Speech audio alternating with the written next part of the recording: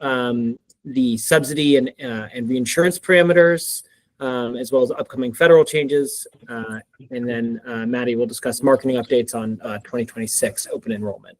And we'll end with a discussion of SAC members' inputs on plan recommendations in 2027 plan certification standards. Next slide, please.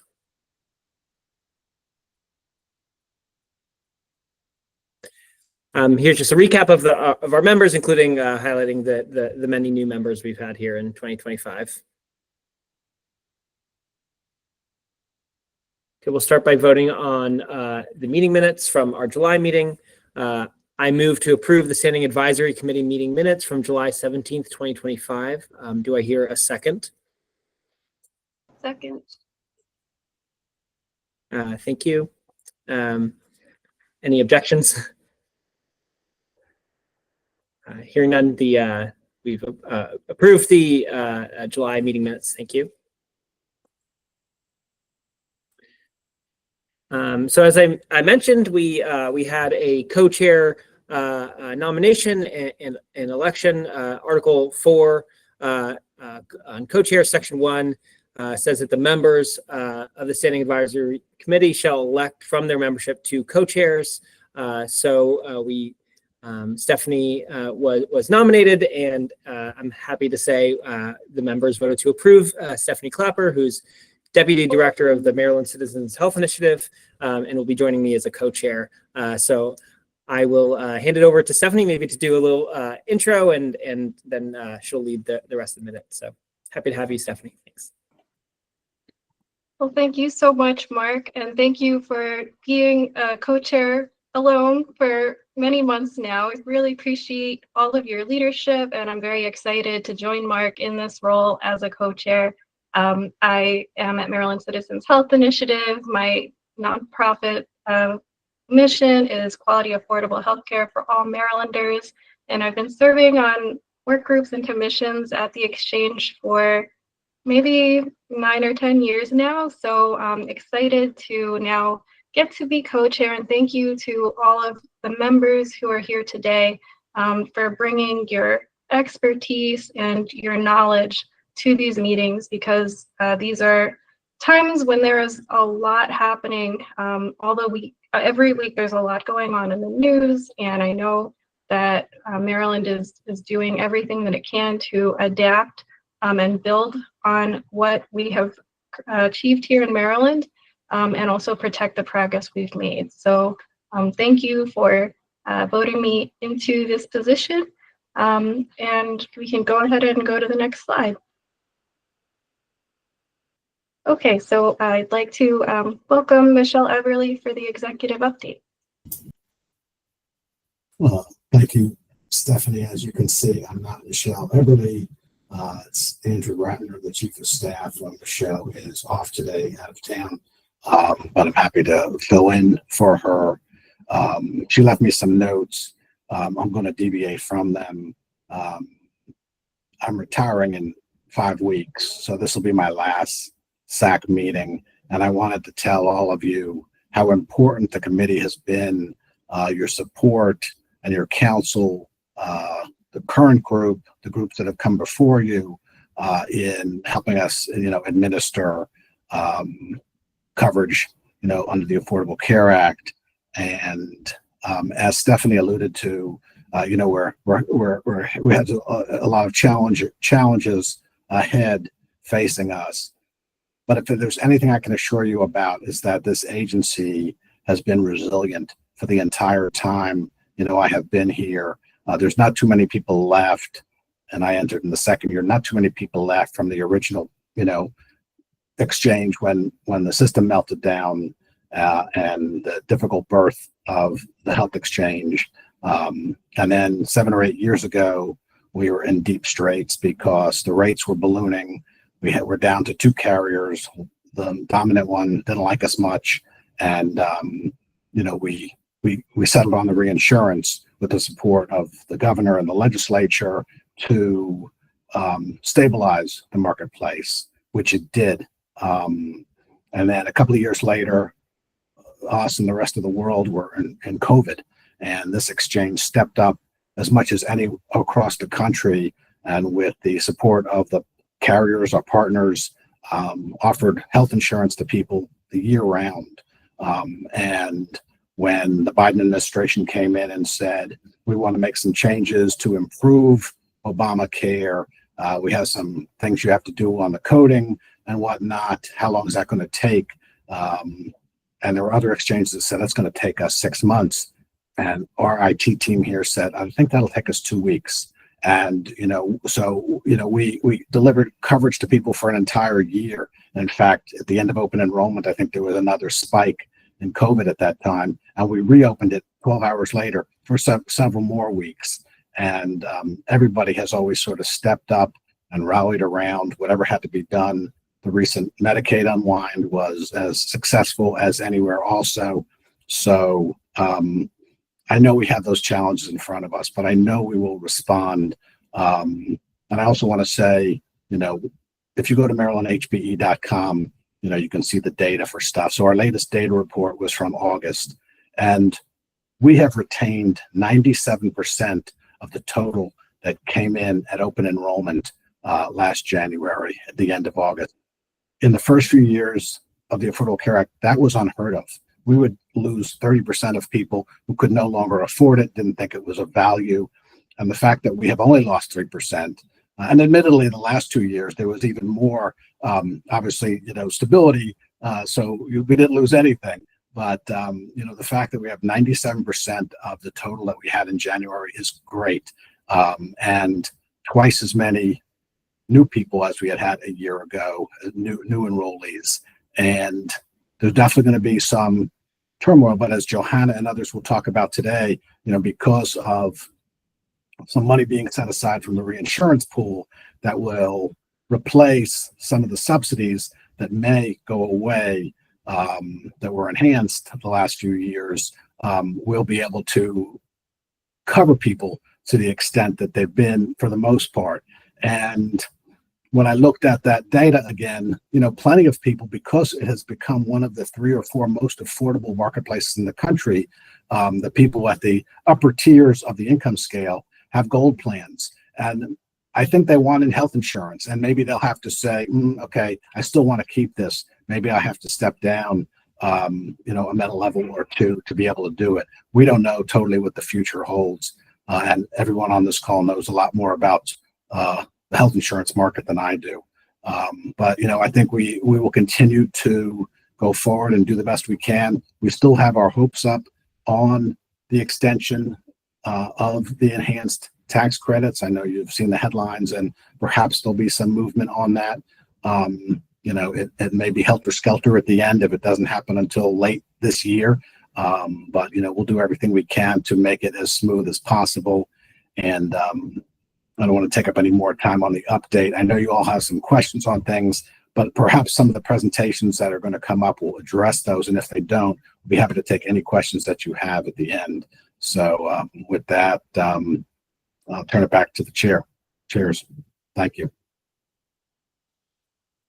Well, thank you, Andy. We wish you the best on your future endeavors, and thank you so much for your service to Maryland. We really appreciate everything you've done to help Marylanders get and keep their coverage. So thank you. Next, we will turn to Johanna Fabian Marks for the 2026 state subsidy and reinsurance parameters. Thanks, Stephanie. I'm happy to give a potentially final update on this, pending what Congress does between now and the end of the year. But I know we talked about this at the last meeting in terms of what we were planning to take to the board and what we had modeled. And since our last conversation, our board met in August and made a final determination on these parameters. So just wanted to share that with you. Next slide. So as you guys all know, and we've discussed before, the legislature authorized the exchange to offer a state premium subsidy to individuals of all ages, expanding beyond the young adult subsidy program that we've operated for 4 years now.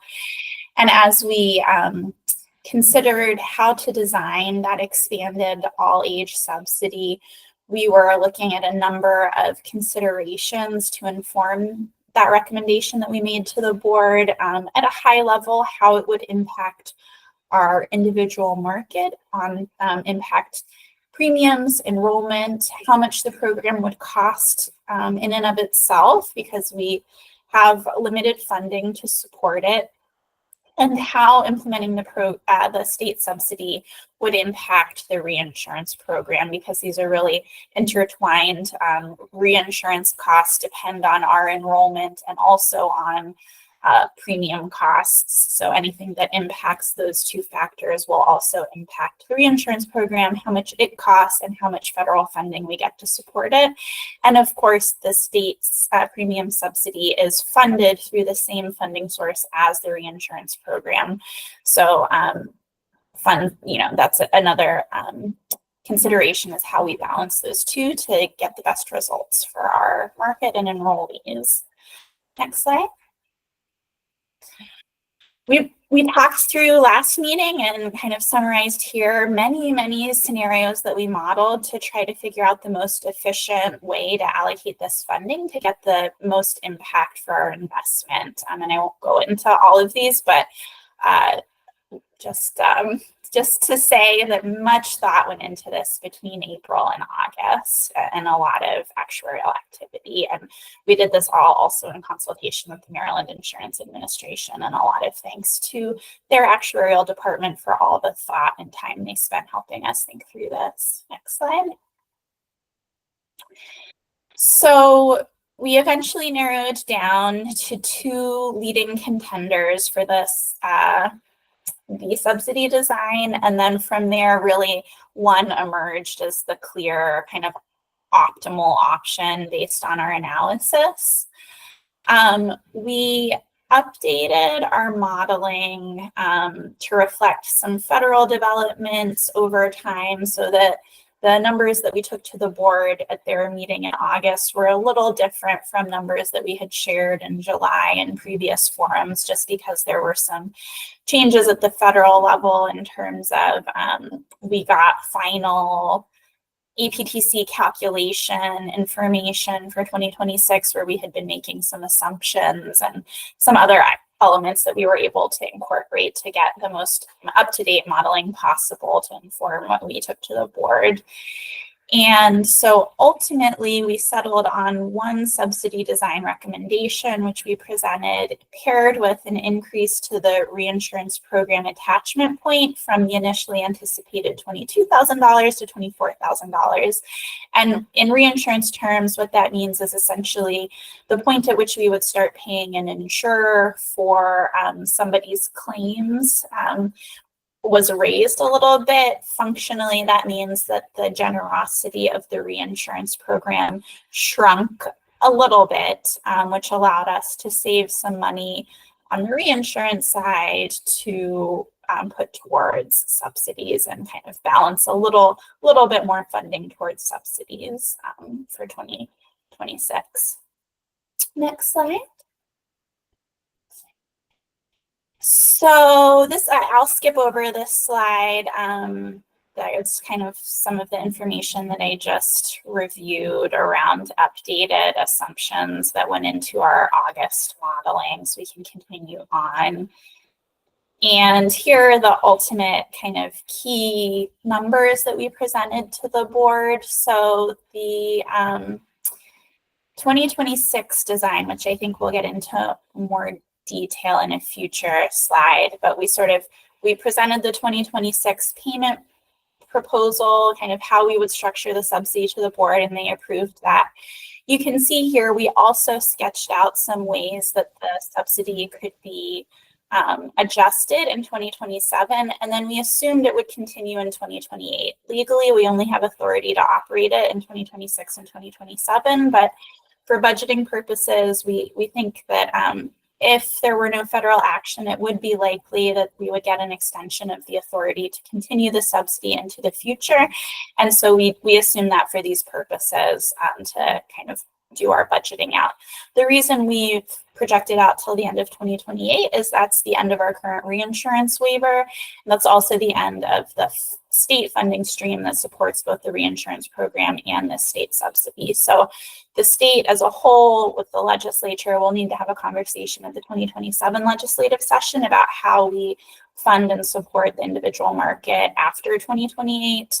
And that is kind of more modeling and discussion to come. But for now, we're focusing on how we get through the end of 2028. So what you can see here in this table is that we estimate there's the column enrollment decline relative to 2025.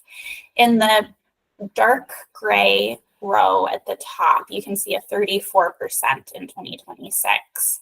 And that 34% represents the percent of the individual market that we anticipate would drop coverage due to premium increases if there were no state action to mitigate the loss of the enhanced federal tax credits.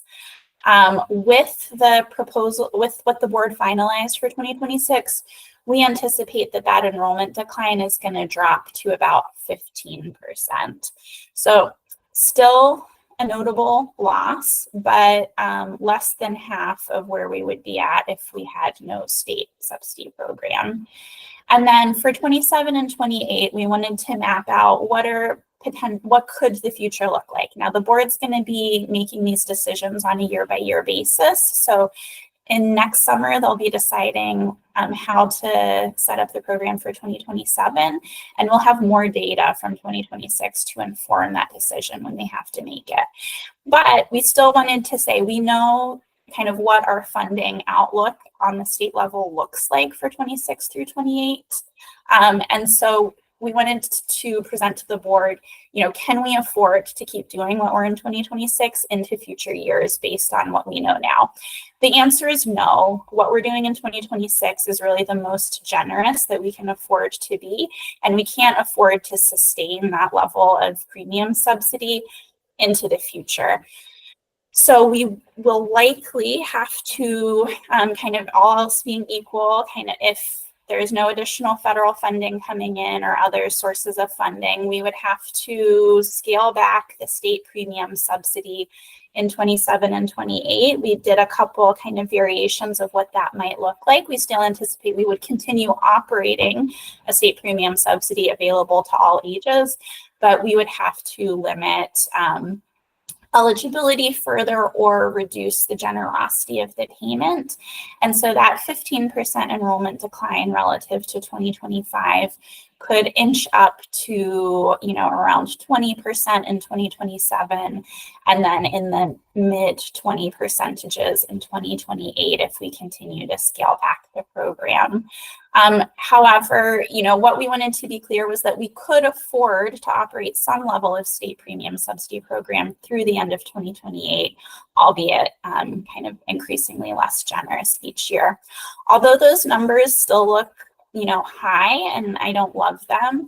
Again, if we focus on the top dark gray line, we see that with no action, we would be up to nearly a 40% enrollment decline by 2028. So we're still coming out ahead if this is where we have to be, but we're hoping that perhaps imminently, perhaps in coming months, Congress will act to extend the federal premium subsidies, and then we can revisit what we need to do at the state level, and either if they fully extend the federal premium subsidies, we won't need to offer the state subsidy program. We can just revert back to operating our young adult subsidy program that we have been operating. If they continue the federal premium subsidies expanded in some part, but not whole, we can rejigger our state program to help fill the gaps that are left by whatever form the federal program takes. So that's kind of just a window out into our thinking about the future. But again, that's going to be decided on a year-by-year basis. Andy asks, are these numbers total on and off exchange for the individual market? Great question. So yes, when we are talking about these enrollment numbers, this is total market enrollment on and off exchange. Although the state subsidy is only going to be available to people who enroll on exchange, reinsurance impacts the whole market, and the benefits of the state subsidy program in terms of keeping healthier people enrolled also impact the whole market. So we're really taking a market-wide perspective looking at these programs and their impact. Next slide. So here I'm just going to focus on the 2026 row. This shows the program design for the subsidy that the board approved. So I'm going to start by saying we're going to continue offering the young adult subsidies that folks may be familiar with into 2026 at the same eligibility criteria and same levels as they are offered in 2025. So that's going to be integrated into this overall premium subsidy program, but young adults 18 to 37 will get extra premium savings by virtue of their age if they're under 400% of the federal poverty level. So based on their income, that's our current eligibility criteria. So that young adult program continues on for 2026. In terms of the new state subsidy program that we're layering around that, kind of underneath it, for individuals under 200% of the federal poverty level, which comes out to, I think, roughly around mid $30,000 to $40,000 for an individual, maybe around $35,000. That this program will fully replace the value of their lost federal enhanced tax credits. So these of our lowest income individuals should see no change in their level of premium support, which is really important. These individuals are the most price sensitive, and they're also the most efficient to subsidize because just a dollar goes further in terms of keeping them in the market. For individuals from 200 to 250% of the federal poverty level, we'll phase down the level of premium subsidy replacement. So at that 200% FPL threshold, again, we're fully replacing the value of the advanced premium tax credits they'd be losing. At 250% of the federal poverty level, we'll replace half of the value of that enhanced tax credit. And that 50% replacement continues up to 400% of the federal poverty level. For individuals over 400% FPL, we're not able to provide a state premium subsidy. It just, with limited funding, we had to make some hard decisions, and that was one of them. They do still benefit from the reinsurance program. So that reinsurance program is continuing to reduce overall premiums by about a third. So they are, in fact, the greatest beneficiaries from reinsurance. So although they're not getting that state premium subsidy, kind of behind the scenes, their premiums are still being significantly reduced through state action. The other thing I'll note that's not exactly explicit on this slide is that individuals do have to be eligible for federal premium tax credits in order to be eligible for the state premium subsidies. What that means in practice is that there is a population of legally present immigrants who are losing eligibility for federal premium tax credits in 2026. They can still enroll on exchange, but they can't get those federal tax credits. Unfortunately, we also were not able to stretch our state dollars to provide state premium subsidies to them as well. And it's kind of a complicated interaction of how offering them a subsidy interacts with the reinsurance program, but it makes them particularly expensive to subsidize through the state premium program. So next slide. So this I think really just goes into a lot of the points that I've already covered, and I'll continue on past them. So next slide.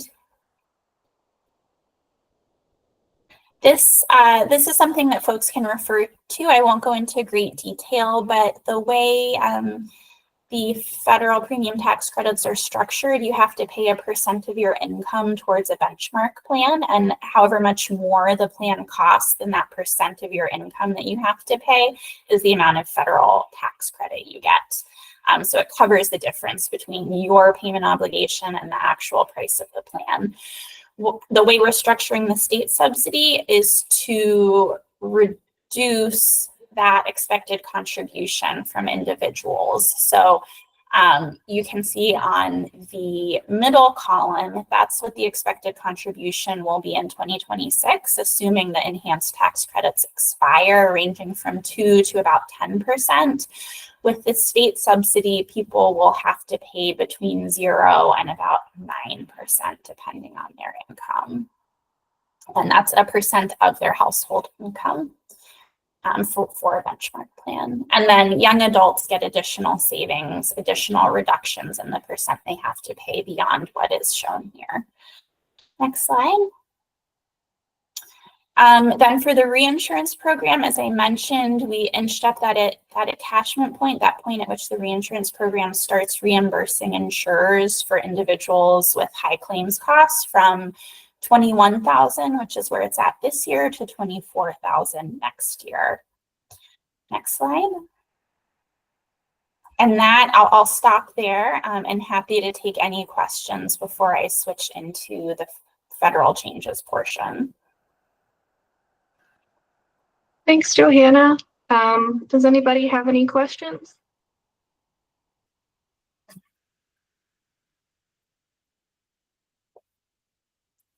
Okay, I know that was a lot of information, and I want to thank Johanna, everyone at MHBE, and the Maryland Insurance Administration, and everyone who submitted public comment for your work on this plan for a state subsidy program.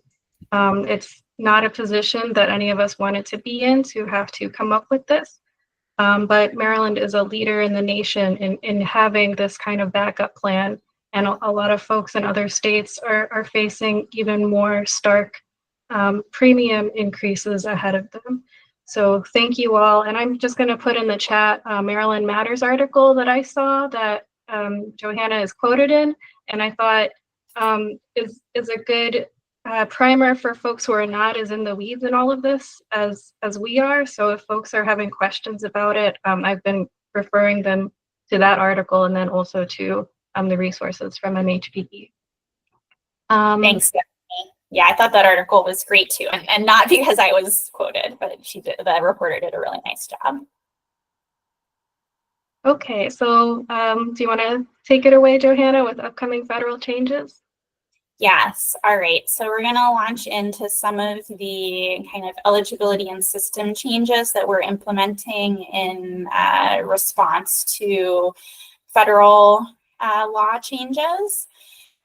So the two pieces of law that are really directly affecting our operations are, one, a new regulation at the federal level that came out in June, which I think we've discussed, the Marketplace Integrity and Affordability Rule, which I've just been generically referring to as the CMS Program Integrity Rule.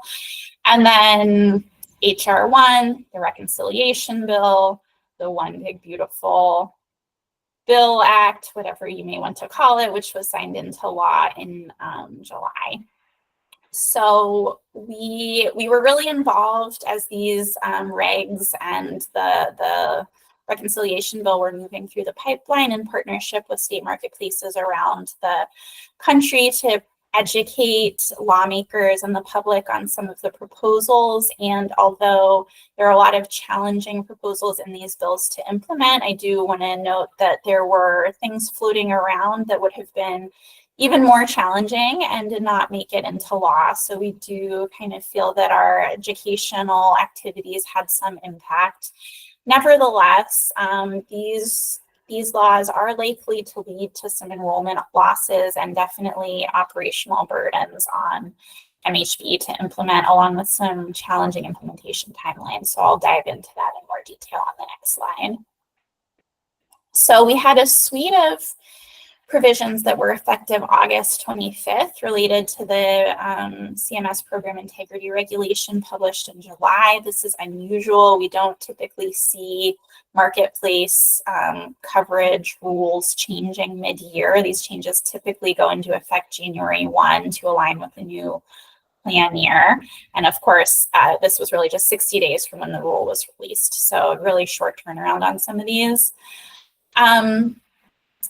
So the first two items here would have increased the instances in which the exchange would have to ask for additional documentation to verify individuals' income.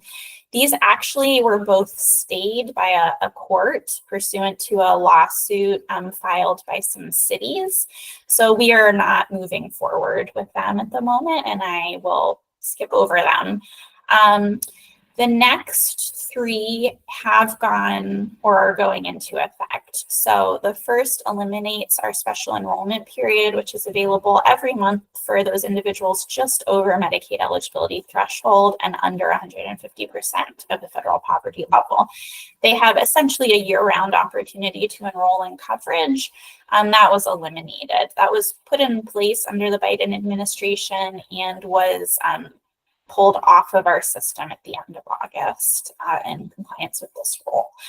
The next is an extension to resolve income inconsistencies. So individuals who attest to a certain income on their application, but electronic data sources that we check to verify that indicate a different income that's outside of kind of a tolerance threshold that we have to provide documents to verify that the income they've attested to is in fact their income. They have 90 days at a baseline to do that. Again, under the prior administration, a 60-day extension was given to that to give individuals a total of 150 days to provide that documentation. That 60-day extension was rescinded. So folks are back to that baseline 90 days, and that also went into effect at the end of August. The last element here is individuals with DACA status were just newly granted the ability to enroll through exchanges in 2025, and that has been revoked, so they're no longer eligible to enroll on exchange, and we're not allowed to keep them in coverage through the end of the year. So those individuals are being disenrolled at the end of this month. We've done several rounds of outreach to them to let them know they can continue to receive coverage off exchange directly from insurers. And we've informed them how to work with their insurers to transfer their enrollment from on exchange to directly with the carrier. There's about 300 individuals affected by this who are currently enrolled. Next slide. We've got another set of provisions effective January 1 that we are in the process of implementing, or which are simply going into effect, but don't necessarily directly, the exchange doesn't have to do something to implement them. The first here in red are, there were changes proposed to this process we call failure to file and reconcile, whereby if someone has not filed their taxes and reconciled the premium tax credits that they got for a prior tax year, they're ineligible for tax credits in a future year when they renew coverage. So we have to check for that and then remove tax credits, which they can regain by getting their taxes in order, but they're kind of suspended until they get their taxes in order. That also, this kind of whole failure to file and reconcile process was stayed by the court, so we won't be implementing that for 2026. So it's not going to be pertinent to your receipt of premium tax credits in 2026, whether you have or have not filed and reconciled those prior receipt of premium tax credits. The other changes here are under the program integrity rule, don't directly impact our operations. The next modification to the premium adjustment percentage index is a technical change made by the IRS that effectively reduces the value of premium tax credits by about 4.5%. So those tax credits are indexed. They changed the methodology for indexing them such that they reduced them a little bit. The next here was a provision to essentially allow insurers to increase cost sharing at each metal level within their plans. Our board had already taken action to prohibit this change for 2026 back in July. So we were going to keep with the 2025 kind of cost sharing allowances into 2026. Subsequently, the court stayed this as well. So this is not going to be happening nationally at this point for 2026. But doesn't really impact our operations. And then the last item here is a ban on gender affirming care as part of essential health benefits. The functional impact for our enrollees is that it affects the APTC calculation, but I think that's going to be very, very minute and probably not noticeable to individuals. So in Maryland, for our enrollees, hopefully this provision will not really have a functional impact. And then the last item here is the most impactful on this slide. And I referenced it in some prior comments, I think. The reconciliation bill eliminates federal premium tax credit eligibility for lawfully present immigrants under 100% of the federal poverty level. So these individuals would typically be eligible for Medicaid if they were citizens based on their income, or if they had certain immigration statuses, but they're in various immigration statuses where they're not federally eligible for Medicaid. Up until now, they have been eligible to enroll and get free or very low cost coverage on exchange in a private market plan with generous premium tax credits. They will still be able to enroll on exchange. Those who are currently enrolled will still renew them into 2026 coverage, but they're not eligible for federal premium tax credits, which, because they are very low income, were very generous. So they would have to pay the full price of their coverage. I see a question from Carmen. This excludes immigrants that are permanent residents and citizens. So yes, citizens are not impacted. This is only lawfully present non-citizens. Permanent residents, however, are impacted by this. So they are typically eligible, like green card holders are typically eligible for Medicaid after a 5-year waiting period. For adults, that waiting period does not apply to children and pregnant women. But during that 5-year waiting period, for those adults who are not yet eligible for Medicaid, they could enroll on exchange. They'll no longer be able to get tax credits on exchange while they're in that waiting period for Medicaid eligibility. It gets pretty wonky on the immigration eligibility and the different programs. I think we are trying to put together a stakeholder webinar for sometime in the next month or so to get into more of the details on all of these immigration impacts, both for private plans and Medicaid. So stay tuned for some more coming on this particular topic, because I know there's a lot of questions about this. Next slide. This is the court decision that I mentioned that stayed out many of the provisions of the CMS program integrity rule. I won't get into this because I covered it as I went along, but there's some more detail here.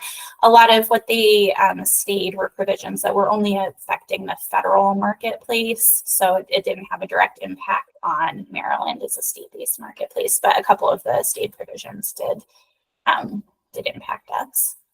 Next slide. And then, of course, the big thing that's not in any of this is an extension of the enhanced premium tax credit. So we've already talked about that in the context of the state subsidy program, but the federal premium tax credits were bumped up in 2021 as part of some COVID legislation that then got extended. And so those increased federal premium tax credits are in place through the end of this year, going back to those 2021 lower levels in 2026. And that's going to drive significant premium increases for individuals and the enrollment losses that we discussed. We are still there. There are different bills circulating now in Congress to potentially do a 1 or 2 year extension of these. So we're hopeful that those will get some serious consideration because, as we've discussed, if those tax credits go back down, we're looking at some major market impacts. But we do have our state premium subsidy program in place to help offset the impact. Next slide. In terms of the specific impacts, so I again, I won't get into a lot of detail here. We're expecting final rates to be shared by the insurance administration this month. So this information will all get updated. But that loss of enrollment due to the loss of tax credits means that we're expecting healthier people to drop out of the individual market, leaving a sicker population on average that will be more expensive to cover on average. And that's what's in large part driving these premium increases. Next slide. So from a communication standpoint, we're trying to make sure that our enrollees know that with the exception of those individuals with DACA status, there's no change to your plan this year. Your premiums aren't increasing now. There aren't changes to your benefits or anything like that. Use your coverage now while you have it. And in 2026, costs are likely to go up for most of our enrollees, except for those under the 200% federal poverty level threshold who would be eligible for the full state subsidy. But even with those costs going up, please use open enrollment to come back to the exchange and find the best plan for your budget, even if that means, buying down a little bit. If you can't afford the plan you used to have, we may still have a plan that can fit your budget. And all of our plans include free preventive services, free well child, well woman annual checkups, and lots of other preventive services. And then other services as well. Our value plans ensure that individuals will have key services at an affordable copay without their deductible applied, and those are available at every medical level. Next slide. So we'll pause here. Happy to take any questions on this, and also welcome any input you may have on, as we think about continuing how to communicate out these changes.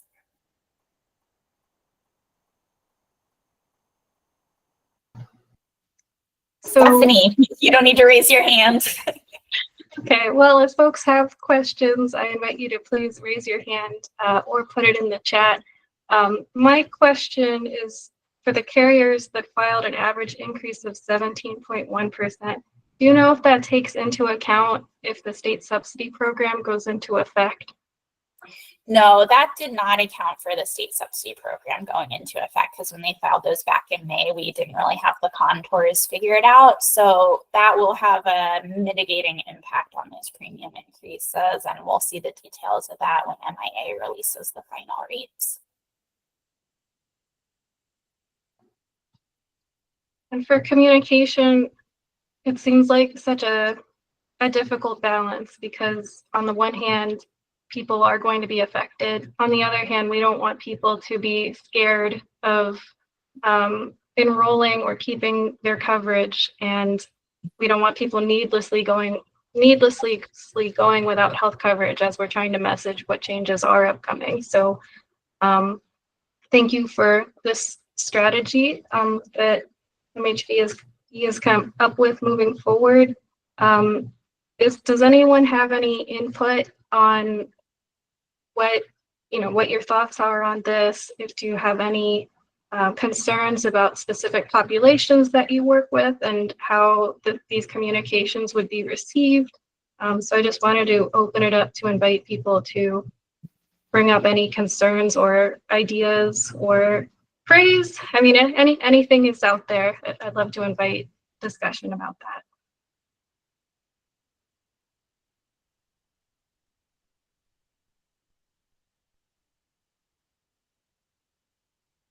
And to the extent folks have any thoughts after the meeting or want to follow up offline with ideas, you can definitely reach out to myself and Amelia. We can pass that along to our marketing team and discuss further.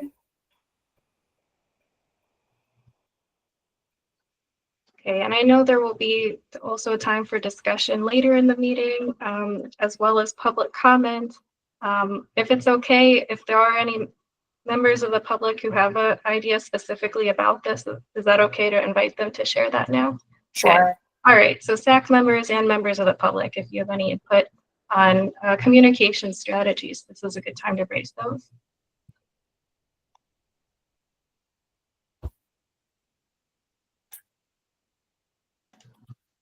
I see a hand from Ninfa Amador. Hi, thank you, Stephanie. Johanna, pleasure to hear from you. I would, there's a lot going on the immigration front right now. I'm with CASA, and we are the largest immigrant services and advocacy organization in the state. So we're trying to field all the different impacts, as you were saying, and all the different changes to our immigrant community. So can you share more about what the communication to DACA recipients has been, and what are any steps that we can take once these folks are off of, after this month, right? They no longer have health insurance. We're looking at the Access to Care Act as a way to continue to get them, to allow them to get health insurance in our state. But what other steps has the exchange thought about in regards to that population? Sure. So we've done 2 emails to them, one at the beginning of August, one early this month, to let them know what's coming and that their coverage will be ending the end of September. We've also worked with our insurers to get agreement from all of them that for any current DACA status individuals enrolled through the exchange, that we have the insurers all offer identical plans directly for enrollment directly through them as we have on exchange. So we got agreement that someone who's losing eligibility to enroll through the exchange can switch, kind of be transferred by the carrier into the off exchange mirror version of their plan, and all the spending that they've accumulated this year towards their deductible, toward their maximum out of pocket, will transition with them. So they won't be newly enrolled with a new deductible applying for the rest of the year. So in the most recent email that we sent out, we included the contact information for each carrier. So individuals who want to pursue that can call their carrier and work with them to get their enrollment transitioned off exchange. And if they have questions, they can also reach out to the exchange and we can help facilitate that. So that's kind of what we've done for this year. Of course, they won't be able to receive financial assistance off exchange, but like I said, they can at least maintain what they've accumulated towards their deductible, and then they can renew in and continue that coverage in 2026 if that's what they want to do. There's no prohibitions on them being enrolled directly with an insurance company. Thank you for sharing that. And yes, we look forward to continuing this conversation about how to continue to ensure that individuals, regardless of their immigration status, are have access to healthcare and health insurance. And it's very concerning because of the premium tax credits and all the other subsidies that they are not eligible for because of their immigration status. But thank you for that. I see Carmen has her hand raised. Yeah. So just follow up on that. I know I'm very glad you're sending a letter on that with that regard and the contact. Are you saying anything on the website by any chance? Are you saying something about that, or is this a letter? Well, you know what? I do not recall off the top of my head. If Maggie is on and you know the answer to that, please jump in. Yeah, we have sent messages to our partners, and we had a webinar also to partners that was a week ago to discuss all the changes that included the federal changes. And we do have a what's new landing page on our website. I can share the link in the chat. Yeah, okay, that would be good. So we can let people know that come to the chamber and looking for information. We also plan to release more specifically about the rates and what consumers can expect from rates and why they went up. Talking that will go out to all of our partners tomorrow too, in English and in Spanish, if you're on our email list. But they'll also be posted to our stakeholder site too. I don't know do you get our partner emails? I don't think we do. I'll check, but I don't think we do. So maybe we need to get on that list. The Hispanic Chamber of Commerce in Montgomery County. Okay, I will share those things in the chat, and where you can find it on our MHBE stakeholder site tomorrow. The talking points will be going up. And Amelia can also, in her follow-up email through the meeting, share out that information too. Yeah, so is that how we can get on with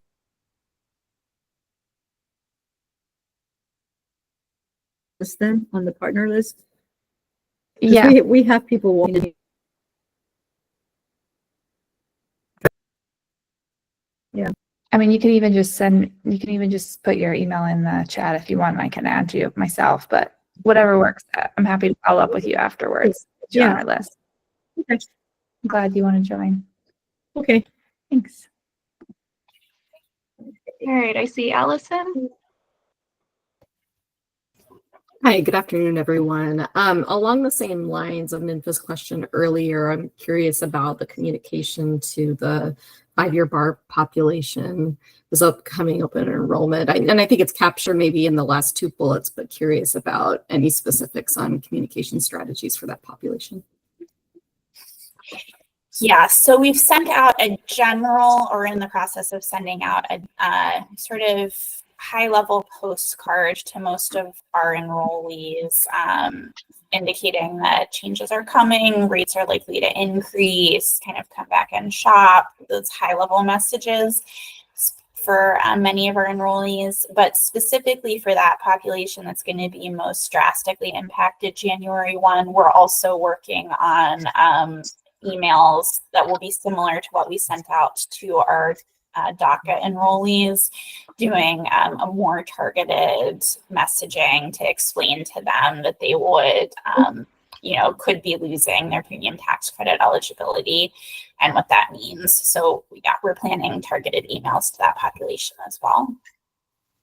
Great, thank you.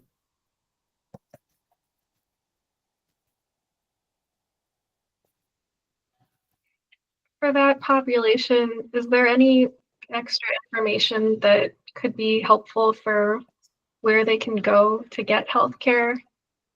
Yeah, that's something that we're kind of evaluating to include, because there are resources for individuals, who can't afford, if they're going to be dropping coverage, which, I certainly don't hope doesn't happen, but I understand that it's going to be a financial challenge to afford insurance. There are FQHCs, hospital financial assistance programs, other sources of help in the community. So yeah, we're looking at what information we can include on those.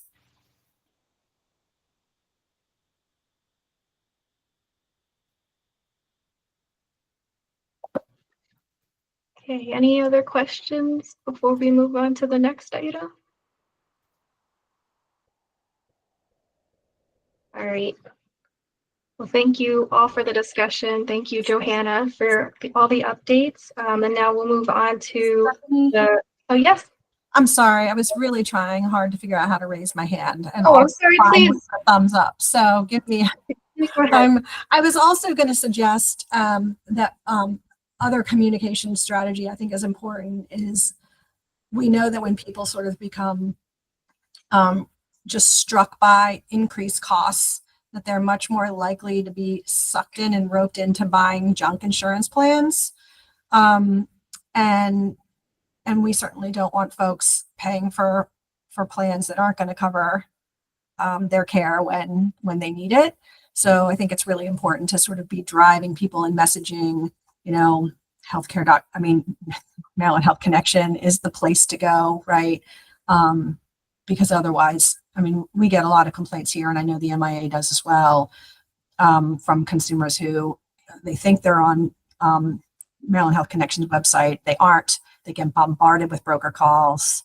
So that's sort of part one problem. And then the part two problem is those that then enroll in plans that are junk plans. And then when they need them, it doesn't cover what they need. So I think it's important to have that messaging, because I think we're going to be ripe for that with all of the changes. That's a great point. Just anecdotally, I was speaking with an immigrant who was signed up for what I think is a junk plan, and he didn't know until he needed care and was confused why nothing that he needed was covered. But even that wasn't enough of a tip-off that there's a better product out there without talking to somebody. So thank you for raising that up, Kimberly. We want to make sure people aren't getting products that aren't going to do anything for them when they need them.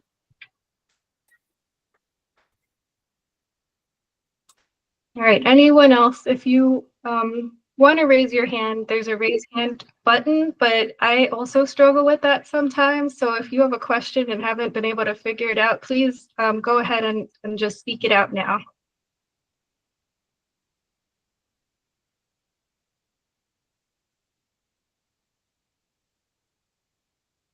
Okay, well, thank you all very much.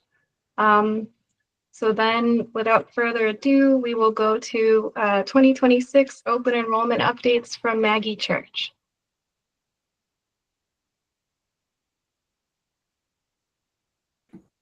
Hi, thank you. I'm the Director of Marketing at MHBE. You can go to the next slide, and then the next one. Yeah, so I mean, I'm going to be reiterating a lot of the points that Johanna made, but you know, our biggest, to make the biggest gains and reach those with the highest barriers, we really want to reach target audiences that include young adults, Latino and Black Marylanders, those in rural areas, and then, like we've been talking about, keeping our existing enrollees. And part of that comes with just clear, plain language about how their rates are going to change, and with an empathetic tone and over communication, lots of communication. Also this year, a bill passed that charged the marketplace to work with the Maryland Department of Education to outreach to childcare professionals and help them understand enrollment, how they could enroll, and encourage people who own childcare facilities to maybe look at the small business market. So we're doing, we've got this special fund to do outreach just to this audience, and we've already begun that, which is really exciting. And then this year, we also launched a new small business portal. And so we're going to start advertising. We've done kind of a soft launch for the for September and the fall, because we don't want to take away from the open enrollment messages. And then we're hoping in the winter to really pick up and our advertising and lure people into our small business. Next slide. About this already a little bit, but the DACA enrollees coverage that ends, their coverage ends on September 30th, and they have received notices and emails. And then given the environmental factors, we just really want to retain our current enrollees. So we're talking to them how the enhanced premium tax credits are expiring in December unless Congress acts. And that's going to be our focus of communication, mostly about costs. Our best offer for Marylanders is that we have free help. So we're really trying to send people to brokers, to chat, to the call center, and letting them know that our plans do cover essential benefits. Like we were just talking about how so much of the things you can get are free with your plan.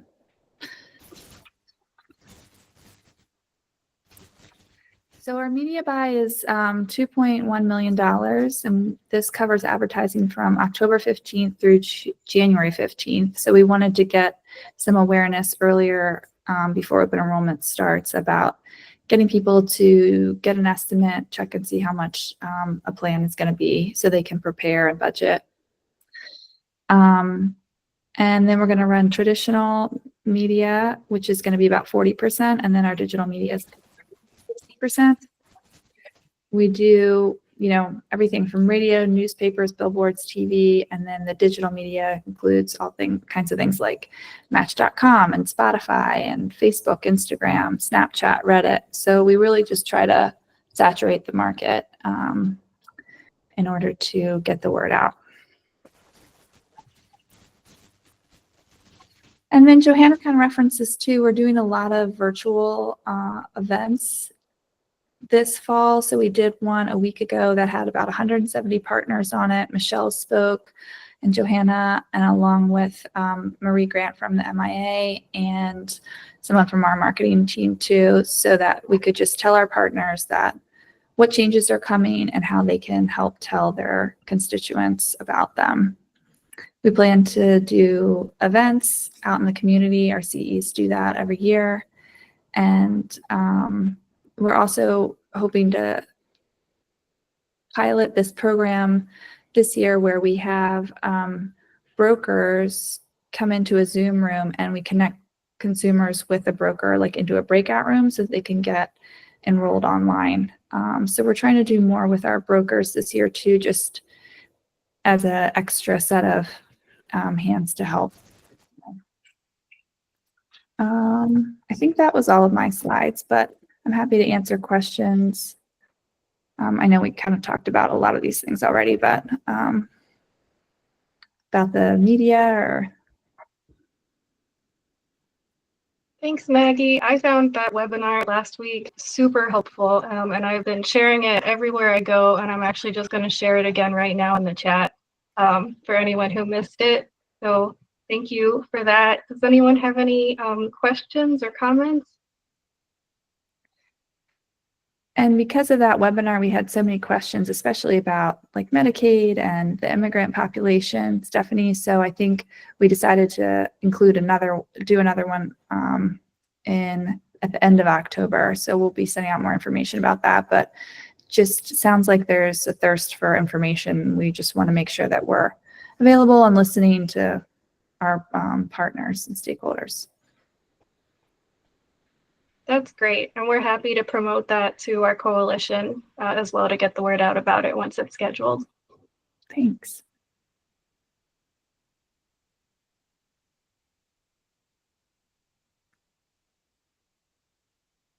Okay. If no one has any comments or questions, final call, then we'll move on to the discussion.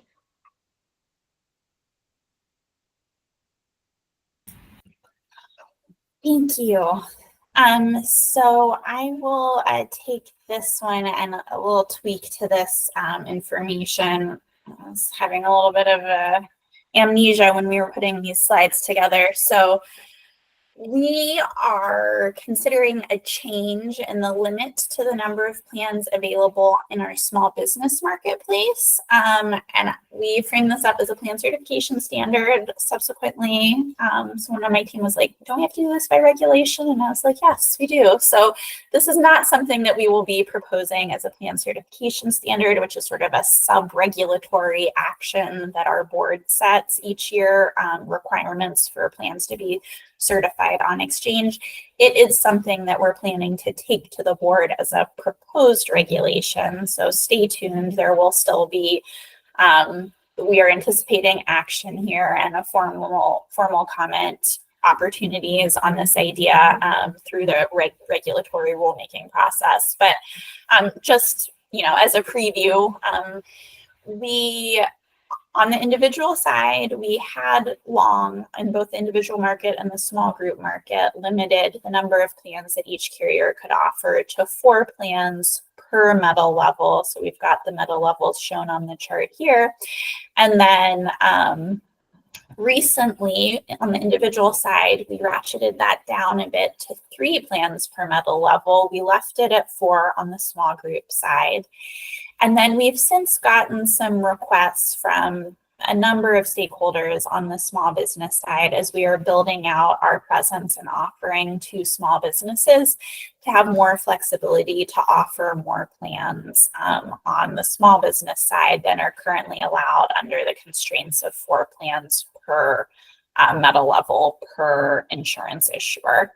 So rather than doing that existing standard, we are considering a standard to allow 8 plans per metal level per parent company. So where there is one company kind of at an overall standpoint, such as United Healthcare, for example, that operates multiple individually licensed entities under that parent company, we would apply that 8 plans per metal tier to apply across all of those subsidiaries within the parent company. This will provide some more flexibility to our carriers that don't have multiple subsidiaries. We don't think it will no company is offering more than 8 at the parent company level. So no one will have to reduce the number of plans they're offering, but it will provide some more flexibility to increase. In the small group market, unlike the individual market, we support our enrollees using brokers in all markets. We think brokers, they're authorized by MHC. They can be great sources of advice. They are free to the enrollee. But in the small group market in particular, because of the complexities of the enrollment process, we really encourage small businesses to work with a broker. And because of that, there's a little bit less concern about this choice overload, kind of folks getting overwhelmed by all the options. And small business brokers are used to having a lot of choices in this small group market, and off exchange, there are many more plan options. And so because, as I mentioned, we're building out our small business portfolio, we want to be competitive with the off exchange market. And the feedback that we've gotten is one of the ways we could do that is by allowing more plans per medal level. So that's the one item that we had here. It's not actually going to be taken as a plan certification standard, though. As I mentioned, we'll be looking at this through rulemaking. Otherwise, we don't have really much in the way of exchange-generated plan certification standard proposals for 2026. So again, these are the certification standards that insurers and plans have to meet to offer coverage. Private plans on Maryland Health Connection, and our board sets these. So if there are any ideas among the Standing Advisory Committee members, we come to you every year to ask if you have any suggestions that you would like us to consider and potentially propose to the board. The other kind of realm of plan certification standards that we're not getting into here are our value plans, which are our standard cost sharing benefit plans. We have a separate value plan work group that looks at those standards every year and comes up with suggestions, and that is in process, and we will bring their recommendations to the SAC once they are settled. So I'll stop there on the plan certification standard front and invite any feedback on this or other ideas around plan certification standards we might want to consider for 2026. I know 2027, excuse me, 2027. 2026 is around the corner. That's baked, but we're looking now into 2027. Well, I'll have to look into it a little bit more of what we run into, but I guess I'm just forgetting right now, but what is is there a ceiling for what a small business, for the small business qualification? 50 employees, that's in state law. That's pretty standard across the country.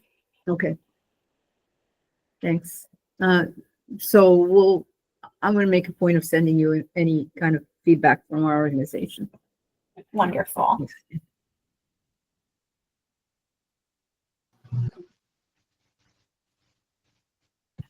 Any other comments or questions on plan certification standards?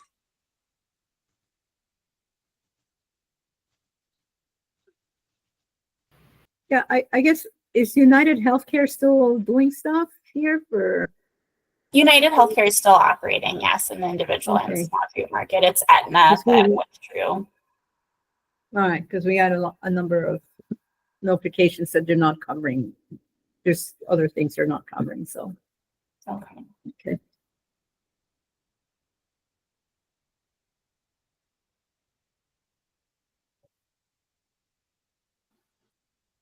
Okay. Thank you, Johanna. Let's move on to next item. And actually, Stephanie, if it's okay with you, there's actually a few updates from our board meeting that was this week, and a couple other updates that we didn't make it into the agenda, but I'd like to just share with the group. Of course. Okay, so just a couple sort of positive things that I wanted to share. One, our small business enrollment platform, MHC for Small Business, went live on September 1st. So We now offer on the small business side the same sort of enrollment process that we have on the individual side, where employees, and brokers can set up accounts, enroll. The employer can select a coverage, set their contribution amount, invite their employees to participate. Employees can set up accounts and enroll in plans. And we process that enrollment and collect payment. So it's sort of an end-to-end experience available for small businesses through MHC for Small Business. And Maggie or Amelia, maybe one of you guys can put the link in the chat for folks, but really excited to have that go live. It's been the product of a lot of work on our end. We're in sort of a soft launch phase right now, so we're not doing heavy marketing around it as we are in this early rollout phase. Next year, kind of once we get through open enrollment for the individual market, we'll be looking at doing more kind of marketing for that website, but really excited that it's out in the world and folks can start using it. The other thing I wanted to mention was that the annual uninsured estimates from the American Community Survey, which is operated by the census, came out. There's always a lag, so the numbers that just came out now are for 2024. It's always about 9 months behind. And this doesn't necessarily on the outset sound like good news, but Maryland's uninsured rate stayed flat from 2023 to 2024 at around 6%. And nationally, the uninsured rate went up. Maryland was, but not in Maryland. And I think that's a testament to the state's work as the public health emergency ended and we had a large changes in Medicaid enrollment. We had to reprocess Medicaid enrollees for the duration of the public health emergency. No one was being disenrolled from Medicaid, so we had to kind of restart that process in 2023 and into 2024. And a lot of states that led to coverage losses. In Maryland, we were able to work between the exchange and the health department to keep folks in Medicaid if they were eligible or to move them into private coverage if they were no longer eligible for Medicaid. So definitely would love to see that uninsured rate go down, but in the environment, that we've been operating in, I was at least glad to see that it didn't go up. So wanted to share those two updates and then on to a couple updates from our board meeting on Monday that I wanted to share with the group. The first, I think, was mentioned briefly by Ninfa. So in last year, I think the Access to Care Act passed. My years run together. But this was the product of a lot of advocacy and years of conversation at the state level. And the impact of the bill was to authorize the exchange to apply for a federal waiver from the federal government to allow individuals of all immigration statuses to enroll through the exchange. Currently, under federal law, only legally present immigrants can enroll on exchange. This was to allow individuals who don't have legal status to also enroll through the exchange. They would not have been eligible for any state or federal financial assistance. They would still have to pay full price, but they could at least use the exchange platform to enroll in coverage. Now, they can, as I mentioned in the DACA conversation, individuals regardless of immigration can enroll directly with insurers off exchange. All our on exchange plans are available off exchange. So there is that direct route. And anyone can come onto Maryland Health Connection to use our Get an Estimate plan shopping tool without creating an account. We don't need to know anything about you, but you can kind of anonymously browse plans and compare plans. So there are tools and coverage options for folks regardless of immigration status already, but we wanted to allow all of our Maryland residents to get enrolled through the exchange.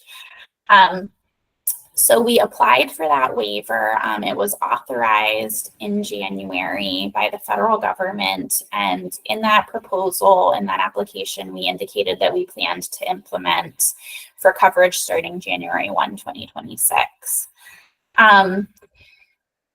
As we were going through putting together that application in 2024 and getting that approval early this year, we did not anticipate the amount of operational strain that was going to be put on the exchange to implement both the provisions of the program integrity rule and then of the reconciliation bill. There's everything I went through on the private market side, but significantly, there's also a lot of big changes coming for Medicaid that I didn't get into the details of, but that includes implementing work requirements effective January 1, 2027. So we have a little over a year to get that implemented.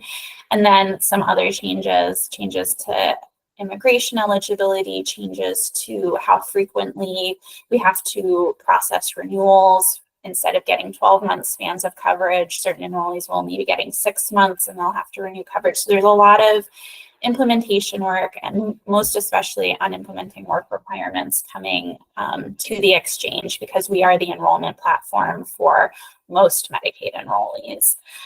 As I mentioned, we have basically a year to get that in place, and we really we want to do an outstanding job at this. We don't want anyone to be losing coverage due to administrative barriers that we are, that could, these could be administrative barriers that could just inadvertently lead to people losing Medicaid eligibility. We don't want that to happen. We want to automate this process as much as possible. We want to collaborate with other state agencies and data sources to automatically verify individuals' compliance with Medicaid work requirements or eligibility for an exemption from them. All that to say, there's a lot of work ahead for the exchange because we are an integrated eligibility system for both Medicaid and the private market. Due to that, those resource strains, we are proposing to adjust our implementation timeline for the Access to Care Act to move implementation from January 1, 2026 to January 1, 2028. That will give us the time to get all of these Medicaid provisions kind of in place and get through that body of work and then turn to the Access to Care Act implementation. So that's the proposal. We have that out for public comment on our website. We can share that link out in our follow-up email as well. We have a 30-day public comment period on that, and then we'll be returning to the board in October for them to vote on whether to move forward with submitting that implementation update request to CMS. So wanted to share that update. And then the other one that I wanted to mention to the group, which I think has been the source of a lot of conversation and understandable consternation since the Monday board meeting, is changes to funding for our connector entity program going into effect October 1st. So our connector entity or navigator program is our in-person assistance program that has a presence in every county in Maryland. It's a grant program that we operate in partnership with 6 different entities across the state to provide statewide coverage. And those entities provide in-person enrollment assistance in partnership with the local health departments and local departments of social services, which also provide enrollment assistance. And they also provide outreach, kind of local outreach for the exchange. Those connector entities work with both Medicaid and private plan individuals, and we get federal funding that supports the Medicaid portion of their work. It covers it has traditionally covered about 50% of the expenses of the cost for the connector entity program.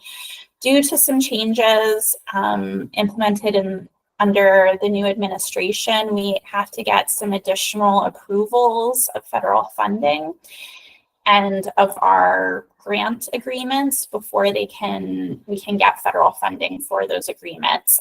It's added a lot of time to the process of getting those agreements in place, and so we're not able to get federal funding in place beyond October 1st. We continue to work with the Department of Health and with our federal partners to get that funding in place, but we don't have a date yet at which we can expect that for certain. We do anticipate that at a minimum by July 1, 2026, we'll have that federal funding in place again, but it leaves us with a funding challenge between October and next July. Due to that, we've had to the board approved an extension of the existing grants with the connector entities, but we are only able to use the state funding that we have allocated for them. So we don't have that 50% federal share that we normally have. Due to that, we are in conversations now with them as an agency about how they'll be adjusting their operations due to the funding limitations. And we are also planning to work with them to focus their work on the qualified health plan enrollees, because the local health departments and Department of Social Services are already in place to provide in-person assistance for Medicaid enrollees, but the navigators, the connector entities, are really the one dedicated source of in-person enrollment assistance for private qualified health plan enrollees. So they will be focusing their efforts kind of for this period on the qualified health plan enrollees and doing warm handoffs to the other local agencies that can focus more on the Medicaid enrollees.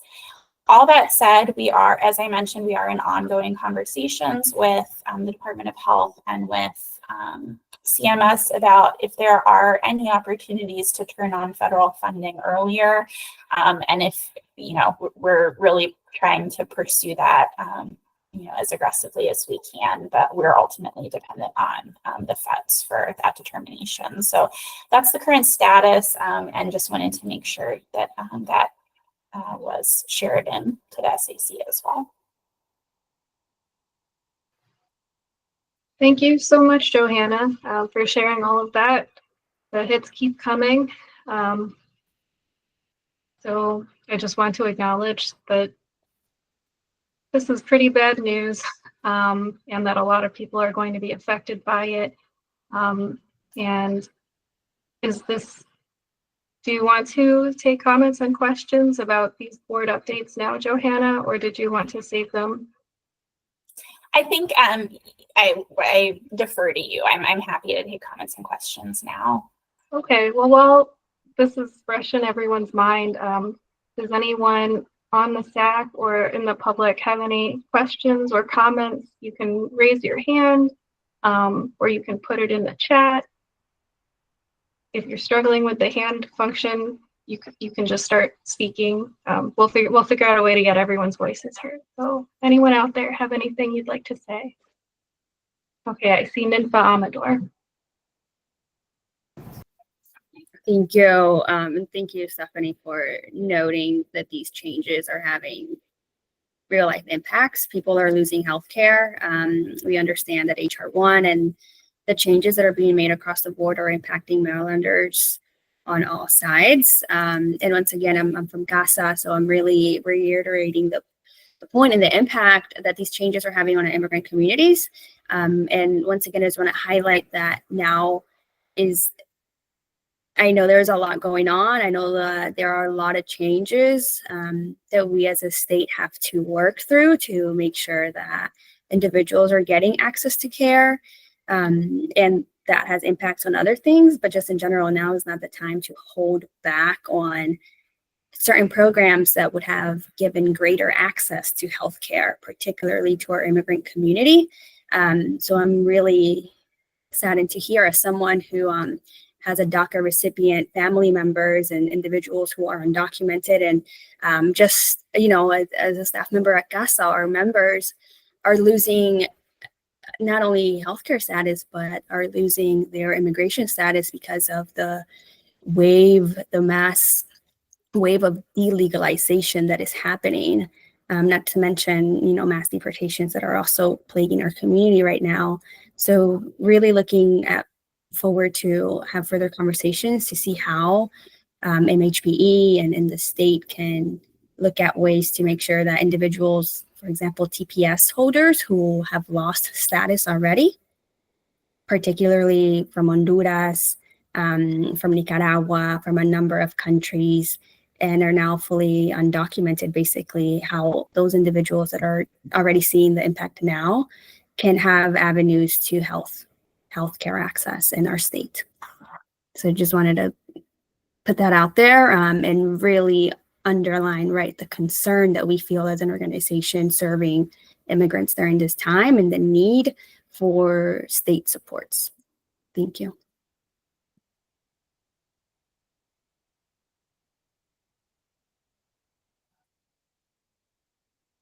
Thank you, Nympha. Does anyone else have any comments or questions or responses?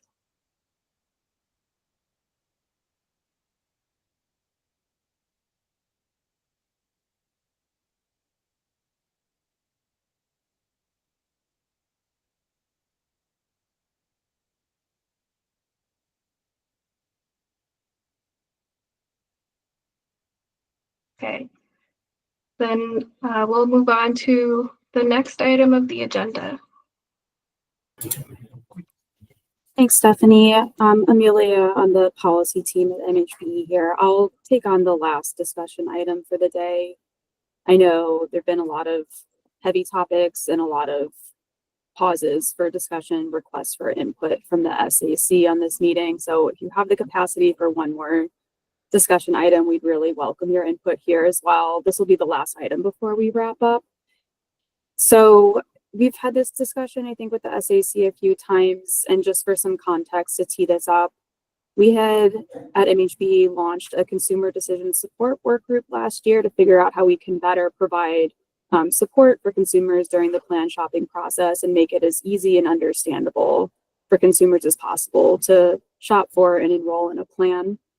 One of the items that came out of the work group was an interest in including a functionality in our current consumer plan shopping tool on Maryland Health Connection, which we call our Get an Estimate tool in our anonymous browsing site, to also be able to provide tailored plan recommendations to consumers. This is really based off of Washington State, which their current consumer plan shopping tool does already include the ability to provide tailored plan recommendations. I think they've been implementing that for a few years now. And it's something that we're really interested in pursuing as well. So we want to put this up for discussion with the SAC too. And I'm going to also, to tee up the conversation, give kind of an overview. Washington State was grateful. We were grateful that they were actually able to come last year and give a really nice presentation and overview of how they've set up their plan recommendations within their consumer plan shopping tool. So I'm going to give a quick overview of the presentation they gave last year, really briefly, just so everyone has some context. But we'd love to get SAC input on if we're considering kind of mirroring what Washington State does.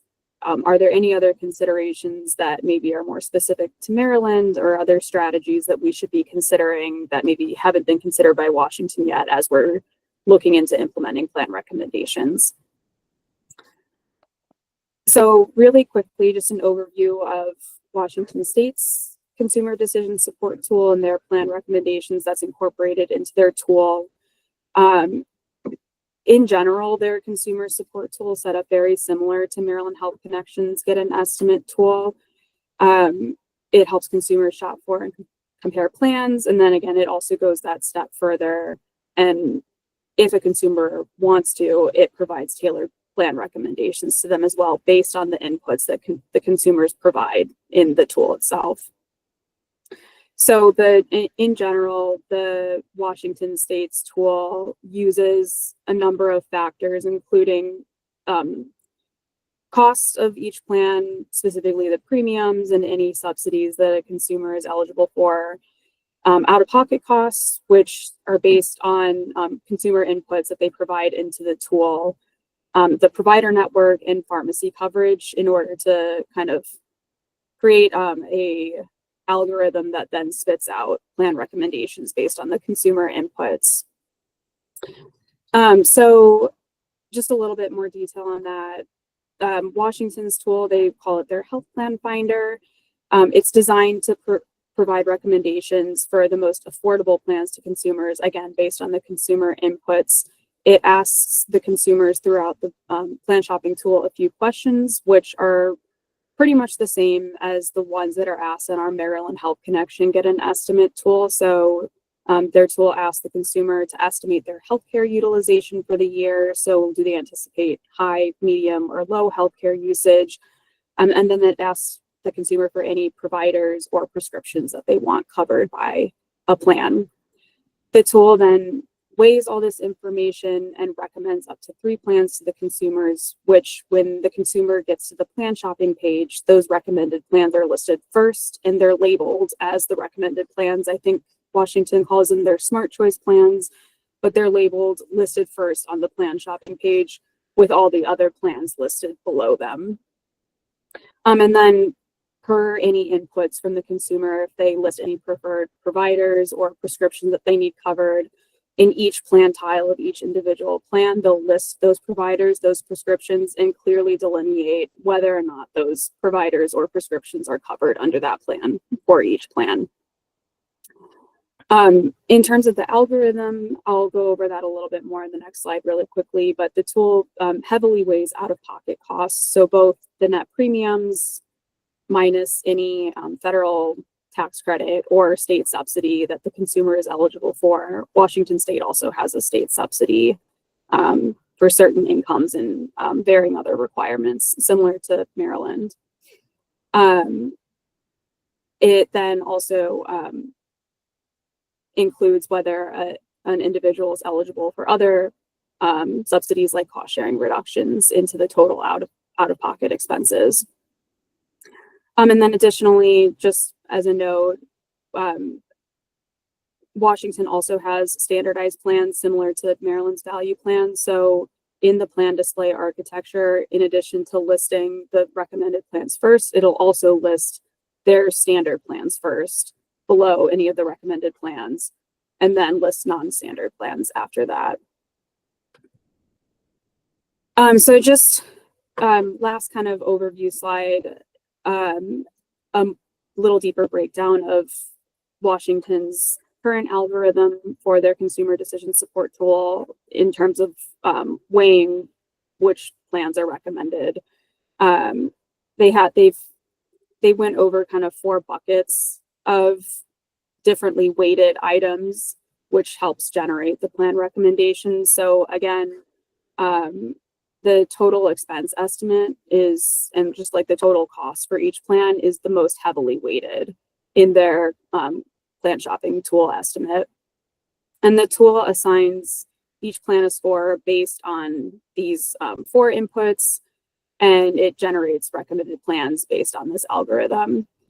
So again, the total expense estimate is rated most heavily, and the score is dependent on what the consumer enters. So whether or not they say high, medium, or low usage, whether or not they have any providers or prescriptions that they want covered, et cetera. And the total expense estimate is adding the annual premium for each plan plus any out-of-pocket costs that are estimated by that expected healthcare usage and prescription usage. And then again, our Maryland Health Connection tool also has all this set up. So we're pretty teed up to hopefully be able to incorporate plan recommendations into ours as well, because we include similar functionalities of this total cost estimate, the way that Washington's does. So that's the total expense estimate score. It's weighted at 60 points out of 100. They also included their utilization and deductible scoring, which they gave 10 points to. And that also just factors in the varying deductibles for each plan and matches that against the estimated out-of-pocket costs that they can also factor in the varying deductibles for each plan. And then after that, they have their listed providers and prescriptions. If consumers did input any of those, plans are scored higher if they do include those preferred providers and prescriptions. And one other just quick note about their algorithm, if, like, for instance, a consumer doesn't input any providers or any prescriptions, the algorithm will kind of adjust the numerical algorithm for that. So I will, I think, just stop there. That is a pretty high level overview of their plan shopping tool and their algorithm for plan recommendations. There's a lot more nuances, of course, but I think that kind of gives the general overview for the group. So we just, again, wanted to bring this for discussion with the SAC based on, this kind of higher overview of what Washington does. We'd love any input that SAC members might have on that kind of formula and strategy for offering plan recommendations. It is our goal to implement this in 2027. So if anyone has any thoughts on kind of this current approach that we're sort of working on modeling off of from Washington, I will pause there, and we have maybe 10 or 15 minutes left in the meeting, and I'll open it up for discussion if anyone has any thoughts. Thanks, Amelia. As you move forward with this, are you planning, once it's built, to kind of do a test run with some consumers, like have them sit in front of the tool and try to use it, and then kind of over the shoulder, like seeing how it's going, if it seems intuitive with them, like that kind of consumer feedback test period? We have not discussed consumer testing, but I'm sure that is something we'd incorporate, and that's a great point. Thanks for bringing it up. Yes, I think more than likely we would do consumer testing in some variation or form, but we'll definitely keep this on the agenda as we're working through this more and keep it as a discussion item. Thank you. Anyone else have any comments or questions?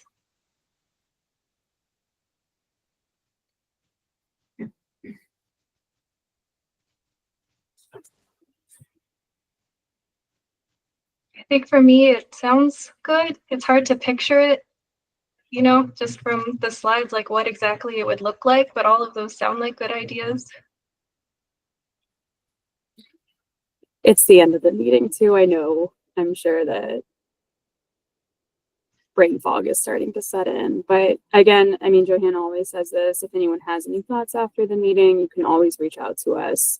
Feel free to email me, and again, we'll bring this up for discussion as we're working through it more. So this is obviously not the last time to provide input.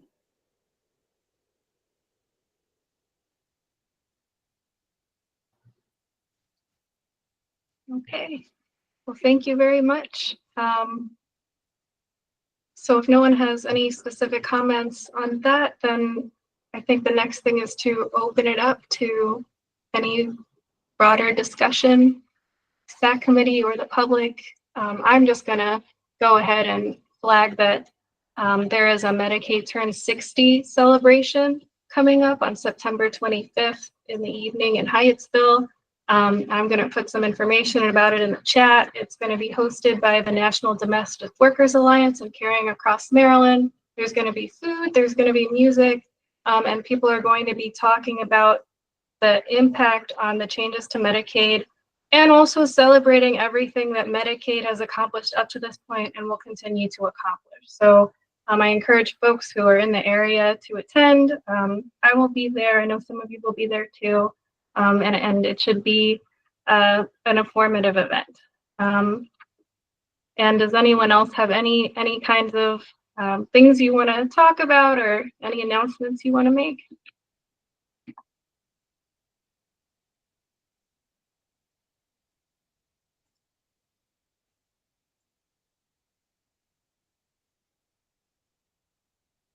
Well, thank you all, especially all of you here who stuck through the entire meeting.